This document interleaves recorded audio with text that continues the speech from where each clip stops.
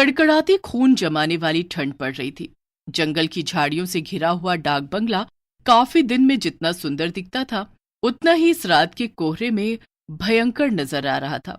डाक बंगला या यूं कह लीजिए सरकारी गेस्ट हाउस, जहां सरकारी कर्मचारी, नौकरशाह और मंत्री लोग रुक सकते हैं।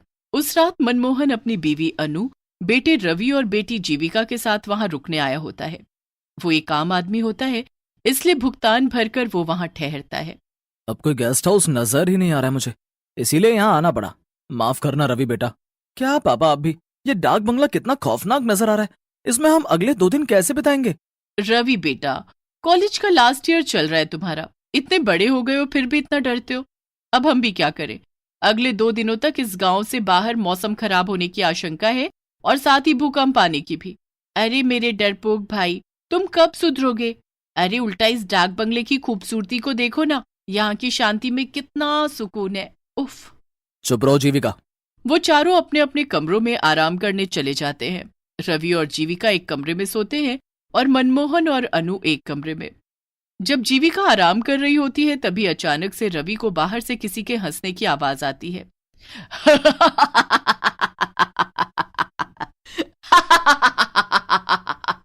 मेरे पास आओ, आओ, आओ मेरे पास आओ। ये किसकी आवाज है? कौन है? रवि के पसीने छूटने लगते हैं और वो बालकनी में जाता है। तभी उसे वहां कोई नीचे नहीं दिखता है और ना ही दूर दूर तक जंगल में कोई नजर आता है। यहाँ तो दूर दूर तक कोई नजर नहीं आ रहा है। फिर ये आवाज किसकी थी? जीविका, तुम पागल हो क्या? ऐसे कोई करता है क्या? मैं कितना डर गया एक पल के लिए। सॉरी, मैं तुम्हें बस इतना कहना चाहती हूँ कि तुम अपने मन में से इस डर को भगा दो। ये जगह दिखने में जितनी हॉन्टेड है उतनी असल में है नहीं यार। थोड़ी देर बाद वो चारों खाना खाने नीचे आते हैं। तभी एक बूढ़ी काकी उन्हें खाना परोसती है। मैं झूठ क्यों बोलूंगा? मैं सच कह रहा हूँ, ये डाक बंगला सही नहीं है। मैंने अपने कानों से उस औरत की आवाज सुनी है। चुप करो यार भाई, मैं भी वहीं थी, तुम भी वहीं थे, तो उस औरत की आवाज सिर्फ तुम्हें ही क्यों सुनाई दी? मेरे कानों में क्या हड़ताल हो गई थी? हाँ। शट अप जीविका। हाँ बेटा, इतना मत घबराओ। लेकिन पापा। रवि बेटा, जैसा तुम सोचोगे वैसा ही तुम्हें महसूस होगा। तुम बार बार उसी बारे में सोचोगे तो तुम्हें वही सब नजर आएगा, वही महसूस होगा बेटा। चुपचाप खाना खाइए, वरना ठंड में जल्दी ठंडा हो जाएगा। वैसे भी डाक बंगले की दीवारों को शांति पसंद है, हल्ला नहीं। जी काकी। सभी खाना खाकर सो जाते हैं, लेकिन रवि को रात को नींद ही नहीं आती। वो हर वक्त बस उस आवाज के बारे में ही सोचता है। तभी उससे कमरे का दरवाजा अपने आप धीरे धीरे खुलते हुए दिखाई देता है। ये क्या? ये दरवाजा अचानक से कैसे खुल रहा है? ये सब क्या हो रहा है? दरवाजा अपने आप खुल जाता है और रवि बिस्तर से उठकर हिम्मत जुटाते हुए दरवाजे के पास जाता है। तभी वो एक काले साए को फौरन सीढ़ियों से नीचे की तरफ भागते हुए देखता है। ये देख रवि की सांसें तेज और कलेजा कांपने लगता है। कौन था वहां? कौन था? और ये क्या? ये पेपर, इस पे तो खून की स्याही से लिखा है, मैं तुम सबकी जान ले लूंगी। क्या? तभी रवि बहुत ज्यादा डर जाता है और वो तुरंत मनमोहन, अनु और जीविका को उठाकर उन्हें सब कुछ दिखाता है और साथ ही वो पेपर भी दिखाता है। मेरा यकीन कीजिए माँ पापा, मैं झूठ क्यों बोलूं भला? मैंने सच में किसी काले साए को सीढ़ियों से नीचे की तरफ भागते हुए देखा है। और ये पेपर, इस पर खून की स्याही से लिखा है, देखो आप। उस पेपर से वो सब लिखा हुआ मिट चुका था। ये देख रवि के होश उड़ जाते हैं। ऐसा कैसे हो सकता है? रवि, एक काम करो, तुम और जीविका हमारे कमरे में सो जाओ। चारों एक साथ सोएंगे तो किसी को डर नहीं लगेगा। लेकिन पापा, मैं डर नहीं रहा, मैं बस मेरी और आपकी सबकी भलाई के लिए कह रहा हूँ। यहाँ से चलिए। आप सब भूत प्रेत में विश्वास नहीं करते होंगे, लेकिन मुझे है। रवि भाई, तुम कुछ ज्यादा ही सोच रहे हो। बस रवि, चलो सोने। अब और कुछ नहीं सुनना है हमें। पहले ही तुम्हारे पापा और मैं बहुत थक चुके हैं। कोई रवि की बात समझने की कोशिश ही नहीं करता और सब एक ही कमरे में सो जाते हैं। जैसे तैसे रात गुजर जाती है। अगले दिन रवि उस बूढ़ी काकी से पूछता है, काकी, यहाँ इस डाक बंगले में केवल मैं और मेरा परिवार ही रुका हुआ है, यहाँ और कोई नहीं रुकता क्या? लोग यहाँ रुकने आते हैं, लेकिन अभी इस समय नहीं है। हटो यहाँ से, मुझे बाहर जाना है। रवि दिन में उस बंगले को अच्छे से देख लेता है। मनमोहन, अनु और जीविका बाहर बैठकर बातें कर रहे होते हैं। अरे रवि भाई, आओ हमारे साथ बैठ जाओ, वरना फिर कोई भूत आकर आपको परेशान कर लेगा। बस जीविका, कितना परेशान करोगी तुम उसे चिढ़ा चिढ़ा कर। ओके बाबा, सॉरी।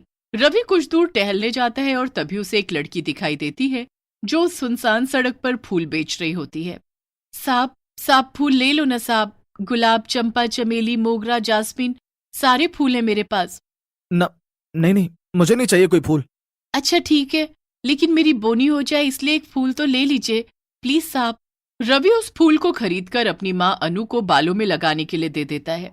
बाद में जब अनु बाथरूम में मुंह धोने जाती है तभी वहां की लाइट अचानक से बंद चालू होने लगती है। अरे इन लाइट्स को क्या हो गया अचानक से? और जब अनु आईने में देखती है तभी उसके पीछे एक औरत खड़ी होती है जिसकी शक्ल काफी ज्यादा खौफनाक होती है। आ! अनु की चीख सुनकर सभी उसके कमरे में भागे चले आते हैं और उसे वहां पर बेहोश पाते हैं। माँ आंखें खोलो ना माँ। थोड़ी देर बाद जब अनु को होश आता है तभी वो उन तीनों को सारी घटना बताती है। अनु की जुबानी ये सारी बातें सुनकर उन तीनों के पैरों तले जमीन खिसक जाती है। माँ ये सब सच है? हाँ जीविका बेटी, रवि बिल्कुल सच कह रहा था। देखो मैंने कहा था ना आप तीनों से, इस डाक बंगले में जरूर कुछ तो गड़बड़ है। मनमोहन जी मुझे कुछ नहीं पता, हम कहीं और रुक लेंगे, चाहिए तो जंगल में रुक लेंगे, लेकिन इस भूतिया डाक बंगले में बिल्कुल नहीं। हाँ पापा, अगर माँ और रवि ने यहाँ कुछ ऐसा महसूस किया है तो हमें यहाँ नहीं रुकना चाहिए। हाँ अनु ठीक है, अपना अपना सामान ले लो, हम सब अभी इसी वक्त यहाँ से निकलते हैं। चारों अपना सामान पैक करके वहां से निकलने लगते हैं, लेकिन तभी वहां डाक बंगले के मुख्य दरवाजे पर वो बूढ़ी काकी खड़ी हो जाती है। काकी हमें जाने दीजिए, हमें अब यहाँ नहीं रहना है। नहीं कहा ना, एक बार जब कोई इस डाक बंगले में आ जाता है तो वो फिर से वापस नहीं जा पाता। नहीं, आप हमें यहाँ जबरदस्ती रुकने के लिए नहीं कह सकती काकी, हमें जाने दीजिए प्लीज। मतलब ये कि तुम सब अब हमेशा हमेशा के लिए यहीं पर रहोगे, इंसान बनकर नहीं बल्कि भूत बनकर। उतने में अचानक से वो बूढ़ी काकी अपने भूतिया रूप में बदल जाती है और वहां आसपास सभी भूत इकट्ठे हो जाते हैं। ये सब देखकर चारों की रूह कांप उठती है और रोंगटे खड़े हो जाते हैं। नहीं, बचाओ! वो चारों भागने की कोशिश करते हैं लेकिन उनके पैर नहीं हिल पाते हैं और वो जमीन से चिपक कर रह जाते हैं। नहीं, हमने यहाँ रुककर बहुत बड़ी गलती कर दी, हमें यहाँ रुकना ही नहीं चाहिए था। बचाओ! ये हमारे पैरों को क्या हो गया? ये हिल क्यों नहीं रहे? हमें बख्श दो, हमें जाने दो यहाँ से, जाने दो, हमें जाने दो। नहीं, कहा था ना मैंने। अब तुम सबका अंत है, तुम सब भी हम भूतों की बिरादरी में शामिल हो जाओगे आज। ये तो वही फूल वाली लड़की है। यही तो इस डाक बंगले का नियम है, एक बार जो यहाँ पर आया वो वापस जिंदा नहीं लौट पाता, उसे तो मरना ही पड़ता है। ये सब मैंने शुरू किया था, क्योंकि कई सालों पहले इसी डाक बंगले में काम करते करते गेस्ट ने मेरी जान ली थी, क्योंकि मैंने उसे सोने की तस्करी करते हुए पकड़ लिया था और मैं उसका जुर्म पुलिस को बताऊं, इस डर के कारण उसने मुझे मार दिया। क्योंकि सभी इंसान ऐसे ही होते हैं, मतलबी और बुरे। सारे भूत अब उन चारों के पास आने लगते हैं और चारों काफी ज्यादा घबरा जाते हैं, लेकिन तभी हम यहाँ से भाग तो नहीं सकते, लेकिन अपने मुंह से भगवान को याद तो कर सकते हैं। माँ, पापा, जीविका, हनुमान जी ही अब हमें बचा सकते हैं। वो चारों एक साथ हनुमान चालीसा बोलना शुरू कर देते हैं।